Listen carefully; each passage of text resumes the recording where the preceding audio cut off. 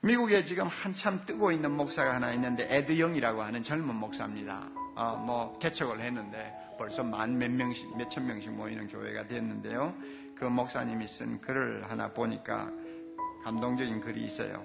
어린 시절 초등학교에 다니던 시절에 아버지와 함께 저녁에 자기가 사는 동네 가까이 있는 큰 호수로 나갔습니다. 일몰이 너무나 화려했습니다. 해가 지는 모습, 호숫가에서 해가 떨어지고 그 해의 붉은 빛이 호숫가를 물들이는 것을 보는 것이 참 굉장히 장관이었습니다. 그래서 아버지가 얘야 오늘 해 지는 거 구경 갈래? 아빠 가요. 그래서 어린애를 데리고 아버지가 호숫가로 갔습니다. 해가 지는 황홀한 광경을 쳐다보면서 한참 시간을 보내고 드디어 날이 어두워지는데요. 이 애가 가만히 보니까 물속을 보니까 막 뱀들이 다니는 거예요. 그 호수는 길이가 1.5m나 되는 큰 물뱀들이 막 그냥 많이 있는 호수로 유명해요. 근데 이놈 어린애가 처음 봤어요. 물뱀이 날이 어두워지니까 이 자기들이 서 있는 물가까지 막 그냥 몇십 마리가 그냥 몰려드는 거예요. 이 애가 막 겁에 잔뜩 질려가지고 어찌할 줄을 몰라가지고 있는데 그것을 본 아버지가 야 이제 돌아가자. 물뱀들이 많이 막 나오지? 무섭지? 야 너 아빠 등에 업혀. 그래서 아빠가 업히라고 그러니까 너무 좋아가지고 아빠의 큰 등에 그냥 업혔습니다. 그랬더니 아빠가 자기를 꼭 업고는 그 다음에 자그마한 손전등을 켜서 길을 이렇게 밝히면서 그 겁나는 물뱀이 있는 곳을 빠져나오는 그런 일을 경험을 했다고 합니다. 그것을 돌아보면서 이 목사가 그래요. 우리가 많은 염려와 두려움에 둘러싸여 물뱀들이 막 우글거리는 정말로 이제는 출구가 보이지 않는 답답한 환경에서도 하나님은 우리에게 말씀하셔. 염려거리가 많지? 너 내 등에 업혀.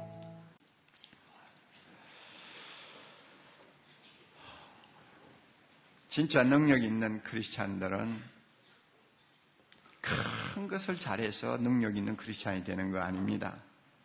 우리가 죽었다 깨도 베드로처럼 살 수 있겠어요? 바울처럼 사역할 수 있겠어요? 우리가 아무리 기도 많이 하고 새벽마다 주님 앞에 매달려도 하나님이 시대적으로 한 번씩 사용하시는 위대한 종들이 체험하는 그런 능력과 역사를 우리 모두가 체험하고 사는 것 아닙니다.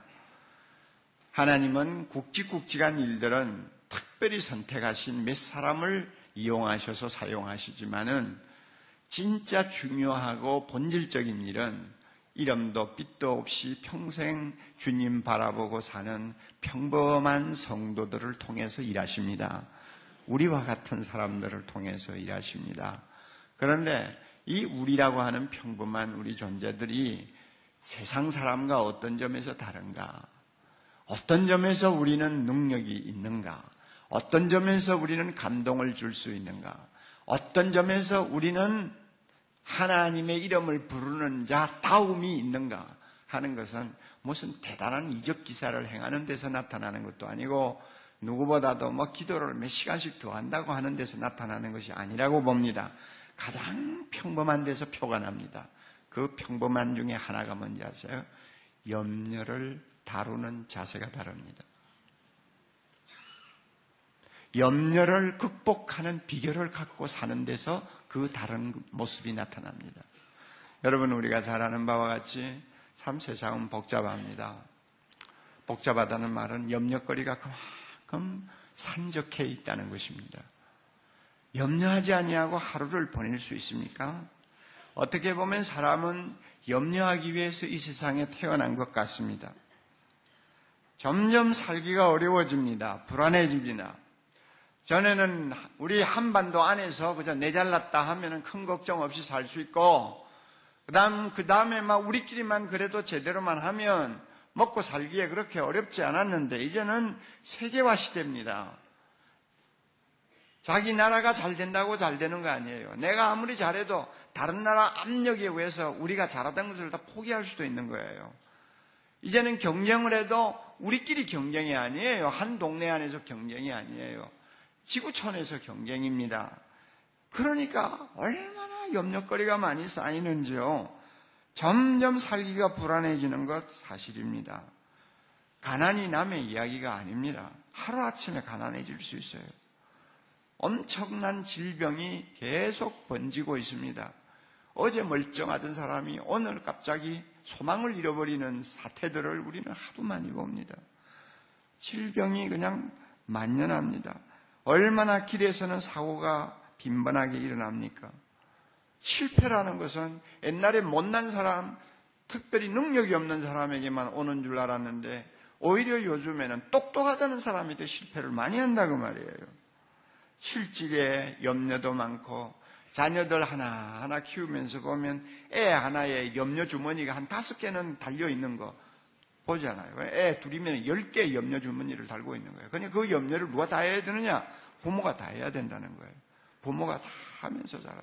저는 손자 손녀를 며칠 데리고 있는데 이놈들은 태어날 때부터 염려 주머니를 한 11개씩 달고 나오는 것 같아요. 그래서 쳐다보면 저에 비해서 내가 은근히 인간적으로 염려해야 될 것이 한 10가지는 되는 것 같아요. 얼마나 염려가 많은지요. 노후는 어떻게 살 것이냐, 뭐 그때까지 살지 안 살지도 모르면서 노후 걱정도 해야 되고 그렇잖아요. 그리고 뭐 죽음에 대한 걱정도 해야 되잖아요. 그래서 제가 가만히 생각해 보니까 그래요. 한 75까지는 좀 지금 죽으면 좀 너무 이르다 하는 생각이 드는데 75만 넘어가면 너무 오래 살면 어쩌나 하는 또 걱정이 찾아올 것 같아요. 참 사람은 끝이 없어요. 그래서 인간은 염려를 떼놓고 살 수 없어요. 숨을 쉬지 아니하면 살 수 없듯이 염려를 하지 아니하면 살 수 없는 것이 인간 실존의 모습인 것 같아요. 이것을 아니올시다 하고 부인한다면 좀 위선이 아닐까 그런 생각을 합니다. 전도서 2장 23절에 유명한 말씀이 있잖아요. 우리 인생을 놓고 이렇게 이야기합니다. 솔로몬과 같은 팔자 좋은 인간도 이렇게 이야기합니다. 일평생에 근심하며 수고하는 것이 슬픔뿐이라 그랬으니까 우리 인생을 세 마디로 요약할 수 있다는 것이죠. 한평생 우리 인생이 살다가 가는데 세 마디로 요약할 수 있어요. 근심, 수고, 슬픔.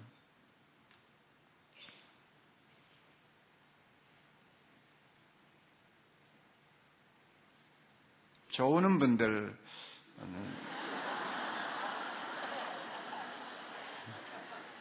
좋을 때가 됐어요. 그렇게 정성을 다해 찬양을 하다 보면 은혜가 소낙비처럼 임하셔서 조용하게 좋을 수 있도록 만들어요. 그러나 뭐 좋으라 눈 감아도 괜찮아요. 들으세요. 인생을 우리가 세 마디로 정의하면 세 마디요. 제일 먼저 염려요. 밤낮으로 쉬지 못하고 염려한다고 그랬어요. 밤낮으로 쉬지 못하고 고생하고 노동하는 것이 인간이라고 그랬어요. 그리고 그 결과는 뭐냐? 그 결과는 슬픔밖에 남는 것이 없다고 그래요. 이게 인간이에요. 잘 살든 못 살든 왕이든 평민이든 절대 구별이 없어요. 5,000년 전의 사람이나 오늘 21세기를 사는 사람이나 똑같아요. 이게 인간이거든요. 그러니까요. 그럼 예수 믿는 사람은 좀 다르냐? 조금 다른 데가 있기는 있어요. 그런데 좀 다른 데가 있기는 있는 것 같지만 속으로 깊이 들어가 보면 염려를 하고 있다는 데서는 별 차이가 없어요. 염려의 그 강도가 조금 다르기는 하고 염려를 다루는 면이 좀 틀리기는 하고 어떤 면에는 염려로부터 자유하는 은혜를 누리는 일들이 자주 있지만은 깊이 들어가 보면 염려를 끌어안고 산다는 점에는 안 믿는 사람이나 믿는 사람이나 별 차이가 없다고 말이에요. 목사나 장로나 별 차이가 없더라 그 말이에요. 새벽에 열심히 나오는 사람이나 새벽을 못 깨우는 사람이나 별 차이가 없더라 그 말이에요. 다 염려를 마음에 안고 살아요. 옥 목사 보고도 물으면 염려 없이 사는 날이 없다고 나는 대답하고 싶어요. 염려가 있어요. 틀림없이. 염려를 끌어안고 살아요. 이게 인간의 참모습입니다. 그러니까 오늘 우리가 읽은 말씀 아무것도 염려하지 말고 글쎄 이 말씀이 실용성이 있는 말씀인가? 나에게 정말로 무언가 실천이 가능한 말씀인가 하는 의심을 할 수밖에 없는 것입니다. 정말 우리가 염려를 하지 않고 살 수 있을까? 한번 자문해보지 아니할 수가 없어요. 그런데 우리는 경험적으로 한 가지 분명히 자신 있게 이야기할 수 있는 것이 있습니다. 이게 뭐냐 하면 염려는 쓸데없는 짓이라는 것입니다. 그거는 확실히 말할 수가 있어요. 저는 염려를 괜한 안달이라고 그렇게 별명을 붙입니다. 괜한 안달이에요. 괜히 필요 없는 거 끌어안고 실험하는 것이 염려라고 그래요. 그래서 제가 언젠가 설교할 때 말씀을 드린 거 기억나시는지 모르지만은 염려를 어떤 사람은 멋있게 표현을 했어요. 자동차에 기아를 중립에다 갖다 놓고는 엑셀레이터를 마음껏 밟아대는 것이 염려다. 괜찮은 비유라고 봅니다. 그렇잖아요? 그 기아를 중립에 갖다 놓고 엑셀레이터 밟아내면 소리도 요란하고 굉장하죠. 그러나 차는 꼼짝도 안 합니다. 괜히 쓸데없는 짓이요. 기름만 낭비하는 것이고요. 아무 안 해도 될 일을 하는 것이 염려거든요. 그것보다 더 멋진 예화가 있어요. 여러분 아마 들은 기억이 날 거예요. 미국의 유명한 감리교 감독이었던 목사님이 101세까지 사셨거든요. 웰치라고 하는 목사님인데, 그러니까 요즘도 100살 넘어가면 다들 매스컴에 주목을 받는데 101세가 된 생일날 기자들이 모여서 물었습니다. 목사님, 앞으로 살 일이 걱정이 안 되세요? 그랬어요. 그랬더니 목사님이 웃으면서 하는 이야기가, 내가 말이야 31년 전, 그러니까 만 7살 먹을 때 내가 은퇴를 했어. 그런데 내가 그 은퇴하는 그때에 크게 깨달은 것 하나가 있었다고. 뭐냐면 나는 목사지만 부끄럽게도 목사 일을 평생 해오면서 염려를 너무 많이 끌어안고 산 것 같아. 어떻게 보면 목사라고 하기가 부끄러울 정도로 나도 모르게 밤이고 낮이고 염려를 하면서 살았는데, 은퇴를 하면서 돌아보니까 괜히 안 해야 될 염려를 너무 많이 했다. 다시 말하면 내가 이러이러한 일이 일어날 것이다 하고 미리 예측을 하고 염려한 것들 중에서 70을 살고 돌아보니까 안 일어난 것이 거의 절반, 아니야, 거의 태반이더라. 거의 대부분이 내가 일어날 것이라고 은근히 염려했던 것이 거의 일어나지를 않았더라. 그러니까 생기지도 않는 일을 놓고 나는 미리 끌어안고 염려를 했는데, 70 은퇴하면서 결심했어. 염려라는 것은 필요가 없어. 괜히 하는 거야. 그러니까 내가 70 이후에 노년을 살 동안에는 절대 염려 안 하고 살 것이라 하고는 지금 30년을 살았다네. 그러므로 101살 후에 내가 어떻게 살 것이냐고 염려가 되느냐고, 천만에 나 염려 안 하기로 했어. 이렇게 대답을 한 일이 있습니다. 참 진리인 것 같아요. 저나 여러분이나 그 나이가 되어서 우리의 돌아온 세상 길을, 우리가 지나간 길을 돌아보면, 염려를 할 필요가 없는 걸 가지고 괜히 염려했구나 하는 생각을 할 것들이 한두 가지가 아닐 것 같아요. 그러니까 괜히 염려는 할 필요가 없는 거예요. 이러니까 성경 말씀에서 염려에 대해서만은 단호합니다. 단호하게 우리에게 교훈합니다. 너 믿음이 조금 부족할 때는 염려가 생긴다. 그거 너 그렇게 이해하고 살아라. 절대 그러잖아요. 염려 이야기만 나오면 단호해요. 주님이 뭐라고 그래요? 아무것도 염려하지 말라. 하지 말라예요. 무엇을 먹을까, 무엇을 마실까 염려하지 말라. 그것은 이방인들이 하는 짓이지 너희들에게는 부끄러운 일이니라. 왜 염려하느냐? 염려하고 싶으면 하늘에 공중의 새를 보라. 들에 백합화를 보라. 거기에 가서 지혜를 배워라. 얼마나 단호합니까? 다른 말씀도 우리가 비교해보면 염려에 대해서만은 회색지대의 말씀을 절대 하시지 않아요. 하지 말라요. 무조건 하지 말라요. 제가 어느 날 오늘 읽은 우리 본문 말씀을 보면서 하나님께서 특별히 깨닫게 하시는 것이 있었습니다.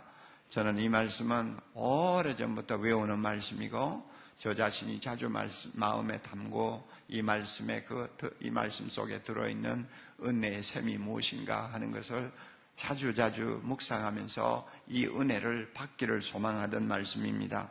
그런데 생각처럼 그렇게 쉽게 아무것도 염려하지 아니하는 무염려의 상태를 유지하는 것이 신앙생활을 하면서도 어렵다는 걸 저는 많이 느꼈습니다. 설교를 하면서도 많이 어렵다는 것을 느꼈습니다. 그렇기 때문에 이 말씀을 자주 묵상하는데 어느 날 얼마 전에 제가 이 말씀을 보면서 새삼스럽게 다시 한번 깨닫게 되는 것이 있었습니다. 염려를 극복하는 것, 극복하는 기도, 염려를 극복하는 기도. 이 극복하는 기도는 몇 가지 특징이 있구나 하는 것을 제가 발견하고, 나도 이 염려를 극복하는 기도의 특징을 좀 살리자. 이 특징을 좀 내가 좀 잘 가꾸어서 내 기도가 더욱더 풍성해서 염려를 마음대로 핸들링할 수 있도록 좀 내 자신이 능력 있는 사람이 되자 하는 생각을 한 일이 있습니다. 4가지예요. 오늘 새벽에 잘 기억하고 돌아가세요. 염려를 극복할 수 있는 기도는 첫째로 선택이라는 사실입니다. 선택이에요. 아무것도 염려하지 말고 그 사이에 끼워 넣어도 좋은 말이 하나 있습니다. 그 대신 오직 모든 일에 기도와 간구로 너희 구할 것을 하나님 아버지께 감사함으로 구해라. 그러니까 요약하면 아무것도 염려하지 말고 대신 뭐하라? 기도하라. 그러니까 염려를 극복할 수 있는 기도는 선택의 문제입니다. 염려를 할 것이냐 기도를 할 것이냐 둘 중에 하나를 택하는 거예요. 염려를 할 것이냐 기도를 할 것이냐,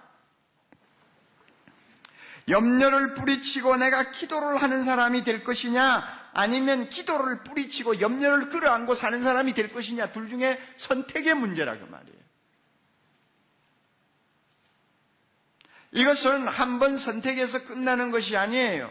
숨 쉬는 것처럼 우리가 염려를 날마다 하고 살아야 된다면 날마다 선택해야 될 문제예요. 염려가 일어나요? 내가 이 염려를 끌어안고 또 시간을 보낼 것인가, 아니면 이 염려를 뿌리치고 기도를 선택할 것인가, 둘 중에 하나예요. 여러분 한번 해보세요. 당연히 우리가 이론적으로는 염려가 생기면 기도해야지. 그런데 실제로 놀라운 사실이 하나 있습니다.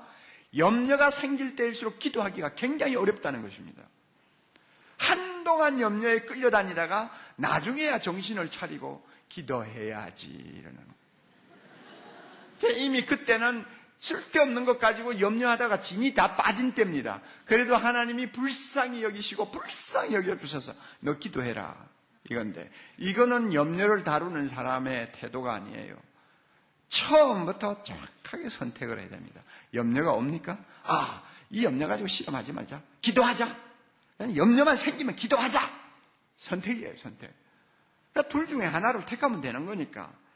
그러면 이겨요. 만약에 우리가 염려 대신에 기도를 선택하면 그 다음에는 하나님 말씀 속에 약속된 은혜의 샘이 터지는데, 그렇지 않고 기도 대신에 염려를 택하면 참 우리의 모습이 초라해지고 비참해진다는 것을 우리는 알 수 있습니다. 기도는 인간의 자연스러운 모습입니다. 오덴이라고 하는 시인이 말한 것처럼 인간됨의 가장 자연스러운 모습은 3가지가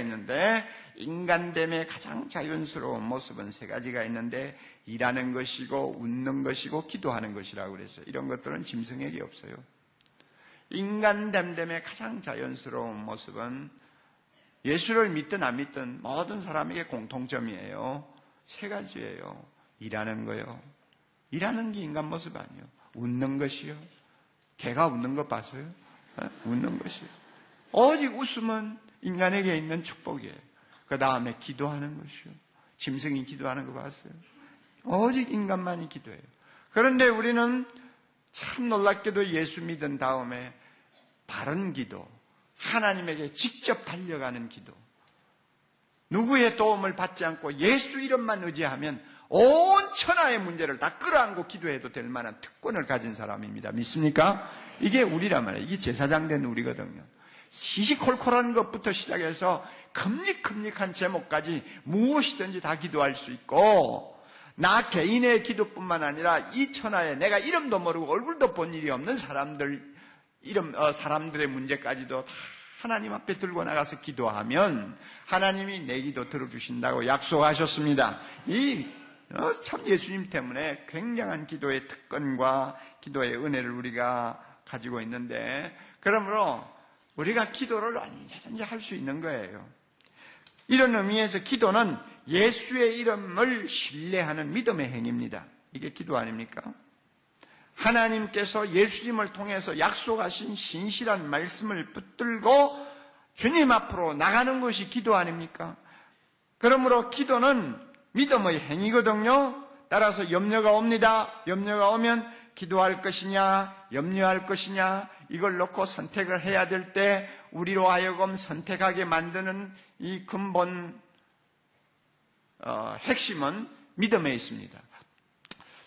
염려하지 말고 기도하라고 했으니까 내가 염려에 마음을 주지 말고 기도하자. 딱 선택하면 되는 거예요. 믿음의 선택입니다.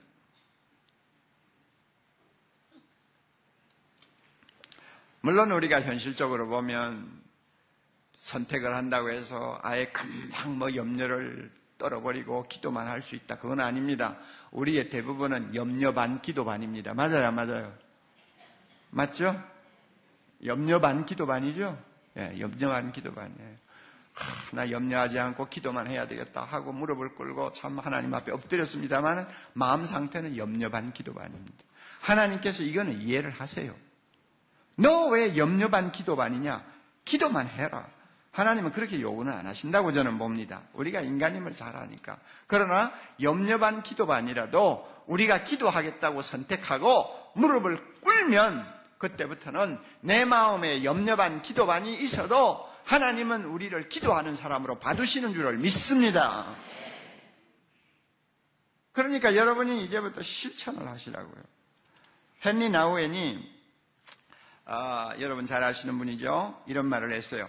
우리가 기도에 초대될 때마다 꽉 움켜진 주먹을 펴고 마지막 그 주먹 안에 남아있는 동전까지도 내놓을 것을 요구받는다. 무슨 말인지 음미를 해보세요. 우리가 주님 앞에 기도하기를 선택하고 주 앞에 나가면 내 속에 어린애처럼 꽉 마지막으로 쥐고 내놓지 않는 것 하나 있어요.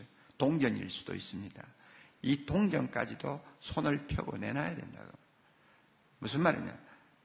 우리가 기도 반, 염려 반으로 주님 앞에 나가기는 합니다만 일단 기도하기로 선택한 사람은 그 염려 반, 내 손 안에 동전과 같이 꽉 쥐고 있는 것까지도 다 내놔야 돼요.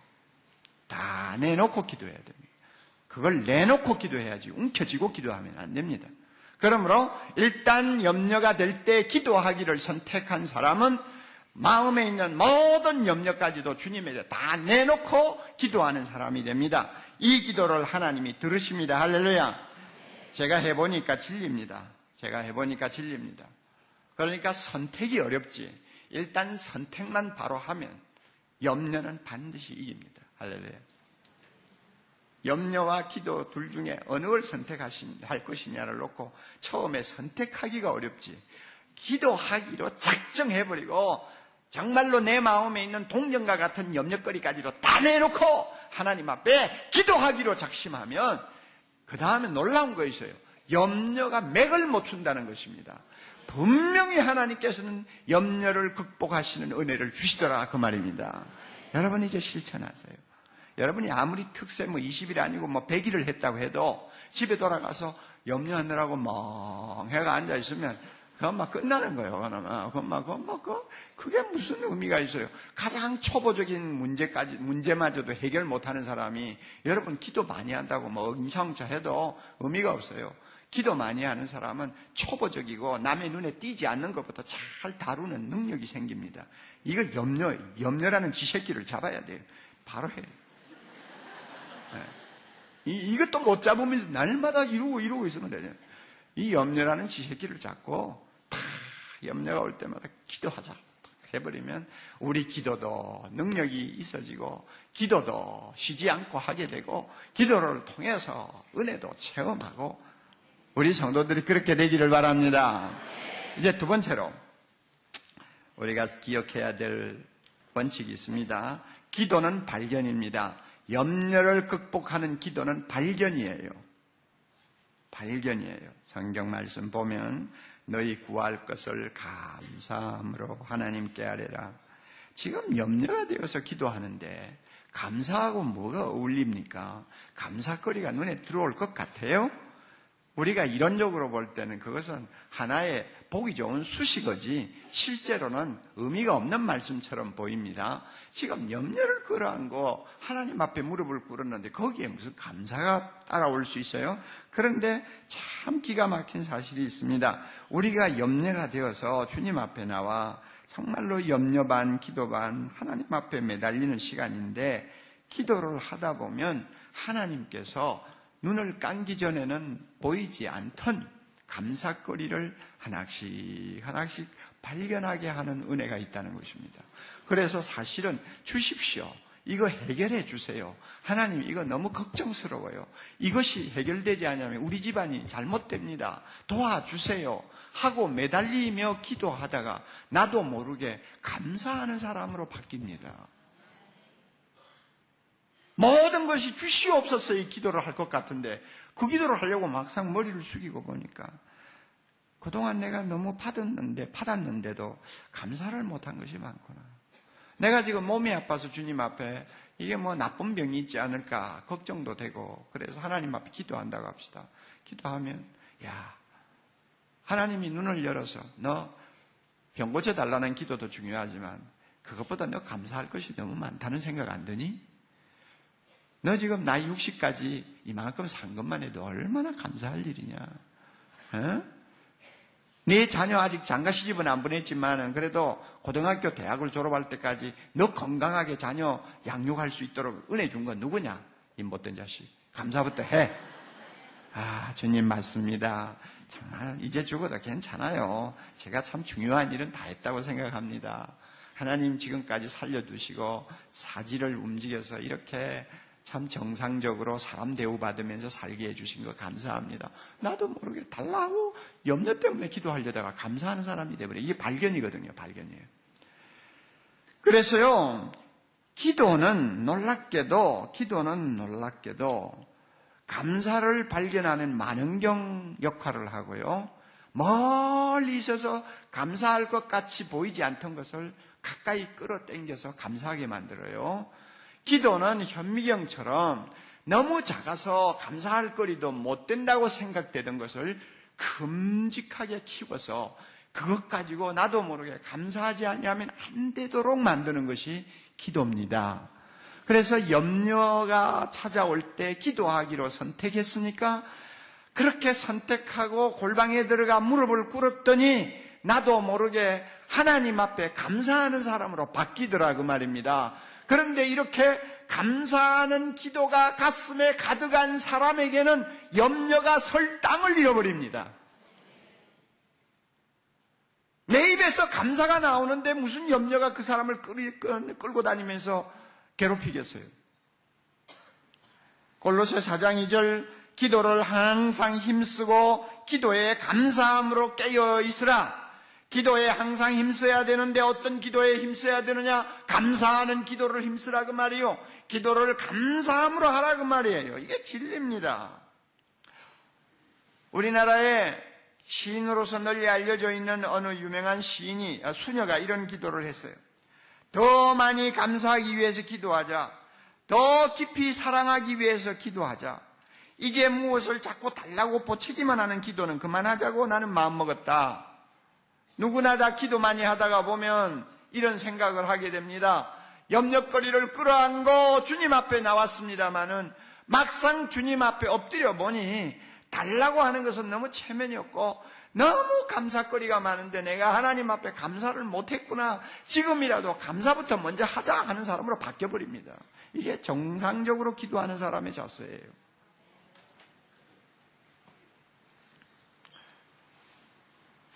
마음에 잘 담아두세요. 염려를 극복하는 기도는 발견이다. 뭘 발견하는 거예요? 감사거리를 발견하는 것입니다. 감사함으로 하나님께 아뢰라. 감사함으로 하나님께 아뢰라. 세 번째로 염려를 극복하는 기도는 집중입니다. 집중이라는 의미를 아시죠?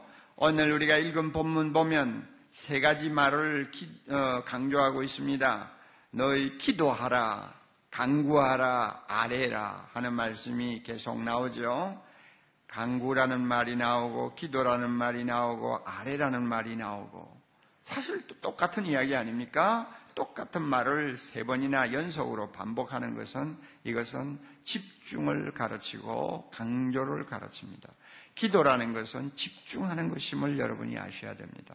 기도하면서 5만 가지 생각에다 문을 열어놓으면 그것은 기도가 아니고 염불이 되는 것입니다. 기도는 집중하는 것입니다. 누구 앞에 집중하는 거예요? 예, 무엇이든지 원하는 대로 구하라. 그리하면 내가 준다. 너희가 내 이름으로 무엇이든지 구하면 너희가 얻을 것이요 너희 기쁨이 충만하리라. 약속하신 하나님, 자기 아들을 아끼지 아니하시고 우리 모든 사람을 위하여 내어주시니가 어찌 그 아들과 함께 모든 것을 은사로 응답해 주시지 않겠느냐. 너희가 악할지라도 자녀에게 좋은 것을 줄 알거든 하물며 하늘에 계신 너희 아버지께서 구하는 자에게 성령을 주시지 않겠느냐. 좋은 것을 주시지 않겠느냐. 약속하신 하나님에게 집중하는 것이 기도입니다. 네. 그러니까 이 집중을 하는 것을 강조하기 위해서 아랜다, 간구한다, 소원한다, 또 기도한다, 여러 가지 단어를 반복하면서 계속 이야기하고, 예수님이 가르쳐 주신 교훈을 보면은 간청이라는 단어를 씁니다. 문을 안 열어주니까 밤중임에도 불구하고 계속 문을 두들기고 떠나지 아니하는 것을 간청이라고 그랬어요. 그래서 구하는 것이요, 기도가 뭐 하는 것이냐? 구하는 것이요. 기도가 뭐냐? 찾는 것이요. 기도가 뭐냐? 문을 두드리는 것이요. 언제까지냐? 얻을 때까지. 언제까지냐? 만날 때까지. 언제까지냐? 문이 열릴 때까지 집중하는 것, 이것이 기도다 그 말이에요. 염려를 극복하기를 원합니까? 집중하세요. 기도를 5분을 내도 집중하세요. 10분을 내도 집중하세요. 이것이 염려를 극복하는 기도의 모습입니다. 우리가 기도를 하면서도 자주 부도를 내는 이유가 있습니다. 집중이 안 되기 때문에 부도 내는 거예요. 기도하다가 전화벨만 울리면 벌떡 일어나가지고 뭐 대단한 소식이 왔을까, 뭐 막상 이상하게 기도하다가 전화 받아보면 안 받아도 될 전화, 괜히 쓸데없는 전화, 아니면은 뭐 잘못 건 전화, 이놈의 마귀 새끼가 어떻게 강조하게 집중을 못하도록 방해하는지. 그럴 때는 코드 다 뽑아놓고 하는 거예요. 아니면은 배를 울려도 막 그거는 전혀 귀에 안 들어올 정도로 집중을 하는 거예요. 제가 잘 아는 어느 아주머니, 믿음 참 좋으신 분인데, 제가 한 가지 그 아주머니에게 참 배울 것이 있어요. 정말 놀라운 것이 있어요. 집중이에요. 기도에 집중이에요. 그 아주머니는 새벽에 일어나면은 꼭 집안에서 기도하는데 2시간 이상 기도하나 봐요. 한번 기도했다면 모든 걸 다 잊어버려요. 얼마나 빠져들어가는지. 비행기를 탔다면은, 한 번 비행기를 타서 뭐 무료하니까 눈 감고 기도하면, 눈 뜨면은 8시간 벌써 지나고 도착한대요. 나 이런 사람 처음 봤어. 나는 목사 생활 35년을 해도 나는 그런 경지를 못 들어가 봤는데, 이 아주머니가 말이야, 기분 나쁘게, 사랑 기분 나쁘게 말이죠. 에?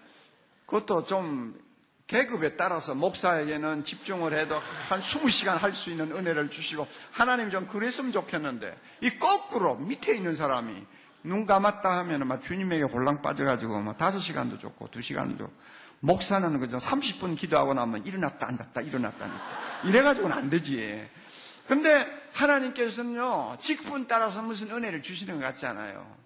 예, 뭐 하나님 앞에서는 모두가 평등하지 않습니까? 정말 주님을 사모하고 사랑하는 자에게는 특별한 은혜를 주시는 것 같아요.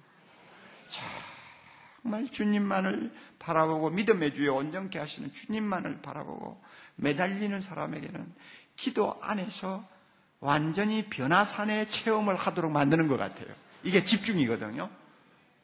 주님 내려가지 맙시다. 여기서 오두막 짓고 삽시다. 얼마나 집중을 했길래 세상 다 잊어버리고, 베드로도 아내도 있고 자식도 있는데 그것까지 다 잊어버리고 혼자 살자고 그러겠어요? 왜 집중이란 말이에요. 염려를 극복하는 기도는 집중입니다. 자, 끝으로 또 하나. 염려를 극복하는 기도는 체험입니다. 체험. 자, 우리가 아무것도 염려하지 않고 기도하면, 그리하면 모든 지각에 뛰어난 하나님의 무엇이? 평강이 그리스도 예수 안에서 너희 마음과 생각을 지키시리라. 염려를 극복하는 기도는 우리에게 평강의 체험을 주십니다. 마음이 평안해지는 거예요. 이거는 응답하고는 관계가 없어요. 응답은 주로 기쁨을 우리에게 많이 안겨줍니다만은 응답 이전의 평강은요, 응답 받기 전인데 이상하게 나도 모르게 마음이 평안해지는 것입니다.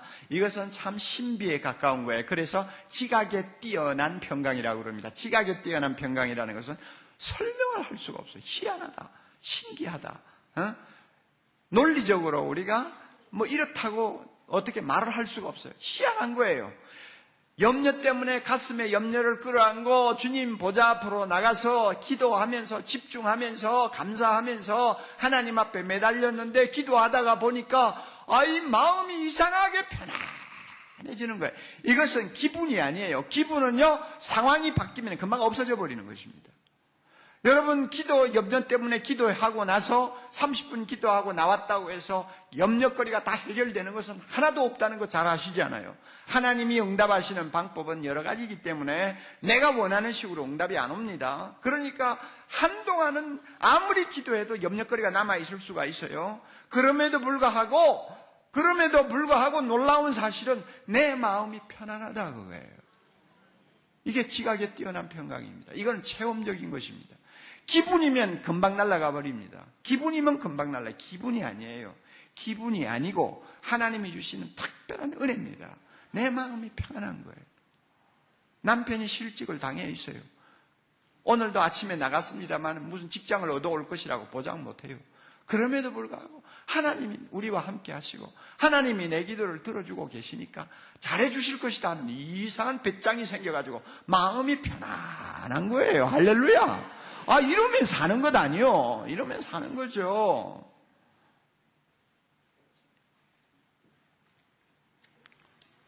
2주 전인가 오 목사님 설교하는 거 들었죠. 한나 기도에 대해서 설교할 때 들었죠.